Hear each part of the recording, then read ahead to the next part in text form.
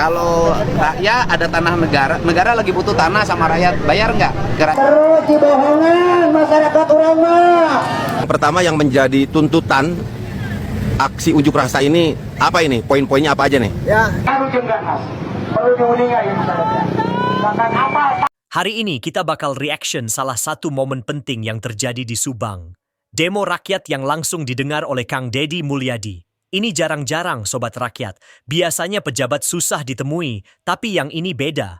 Yuk kita simak dulu videonya, lalu kita bahas sikap Kang Deddy dan kenapa hal seperti ini seharusnya jadi standar baru buat semua pejabat.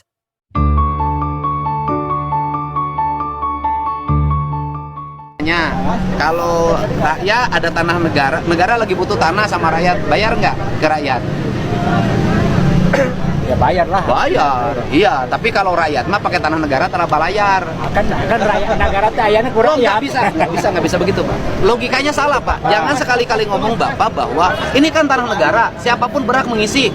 Loh, kan tidak semua orang kebagian. Ya, ya tadinya mungkin rakyat ini karena memang ada aturan bahwa tanah yang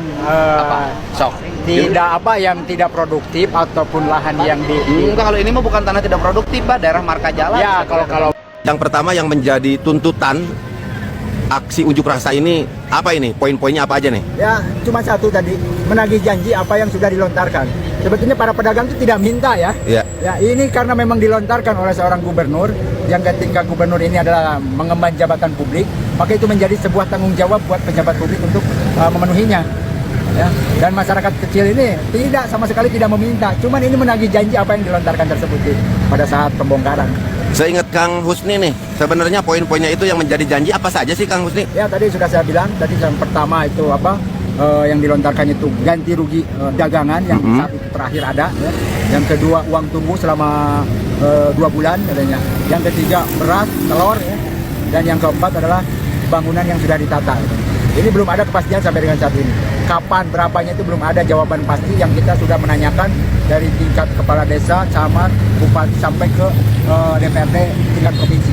Kita sudah menanyakan hal tersebut dan mereka tidak bisa menjawab secara pasti juga. Angsia mau balik.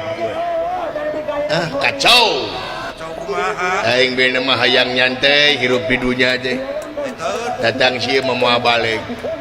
Apa rencana saya terhadap berbagai kawasan perkebunan teh yang hari ini berubah menjadi tempat-tempat yang kumuh, baik bangunan yang berizin maupun bangunan yang tidak berizin.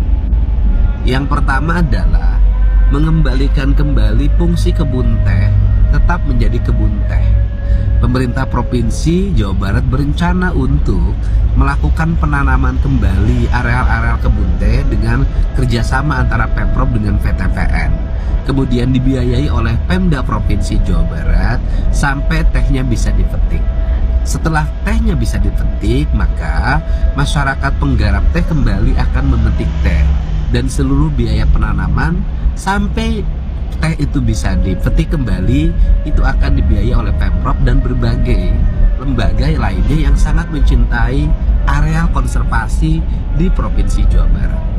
Yang kedua, yang petani nanas itu akan diberdayakan kembali menanam nanas. Areal-areal perkebunan nanas hari ini berubah peruntukannya menjadi KSO yang tidak terurus jadi kebun singkong dan sejenisnya. Itu akan dikembalikan menjadi kebun nanas. Setelah itu, seluruh para pedagang di seluruh hamparan di daerah-daerah perkebunan di seluruh Provinsi Jawa Barat, kami akan melakukan penataan, membuat pendidikan, kemudian juga membangun ruang-ruang tempat berjualannya memadai dengan desain arsitektur yang seimbang dan selaras dengan alam dan lingkungan. Sehingga Provinsi Jawa Barat, areal perkebunan tehnya bisa dilihat oleh masyarakat, bisa dinikmati oleh orang siapapun tanpa harus bayar. Kemudian para pedagang mendapat tempat yang layak dengan tempat penjualan yang memadai. Diharapkan para pedagangnya bersifat jujur, manakala nanasnya asli madu ya disebutkan madu, kalau nanas bukan madu ya jangan disebutkan bukan madu. Ini yang diharapkan, sehingga nanti ke depan tumbuh industri pariwisata yang mengelola dan mengendalikannya adalah masyarakat sekitar. Seluruh proses itu harus berjalan terencana, tertata. Jangan sampai pada saat dilakukan penataan dan kita sudah melakukan tahapan-tahapan pelaksanaan, kita ribut tidak karuan. Tetapi ketika kemarin di pinggir jalan kumuh menjadi tempat-tempat orang berjual minuman keras, menjadi tempat-tempat orang di situ berkumpul, beragam kegiatan ada di situ, premanisme dan sejenisnya, semua orang diam. Setiap tindakan yang memiliki niat baik, insya Allah akan selalu ada jalan. Dan kita tidak akan pernah takut dan gentar menghadapi apapun. Siapapun yang melakukan penyalahgunaan terhadap kawasan perkebunan dan hutan, pasti akan saya tertibkan. Mau dia rakyat besar, mau dia rakyat kecil. Ketika melanggar aturan, bertabrakan dengan undang-undang, saya akan bertindak sesuai dengan kemampuan dan kewenangan yang saya miliki. Mari kita rawat dan jaga seluruh lingkungan di Jawa Barat, agar Jawa Barat kembali menjadi sepenggal tanah yang tercipta saat Tuhan tersenyum.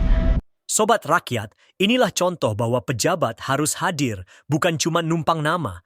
Ketika rakyat turun ke jalan, mereka butuh didengar, bukan diintimidasi. Respon Kang Deddy ini patut dicontoh, tindakan cepat, tanpa pencitraan berlebihan, dan fokus pada solusi. Ini bukan soal politik, ini soal kepemimpinan yang peka.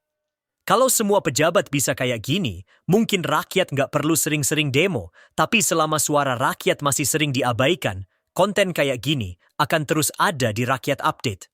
Tulis pendapat kalian, Sobat Rakyat. Menurut kalian, kenapa masih banyak pejabat yang justru alergi dengar demo rakyat? Like, share, dan subscribe biar suara kita makin kuat. Sampai jumpa di video berikutnya. Ini Rakyat Update, suara rakyat, bukan suara istana.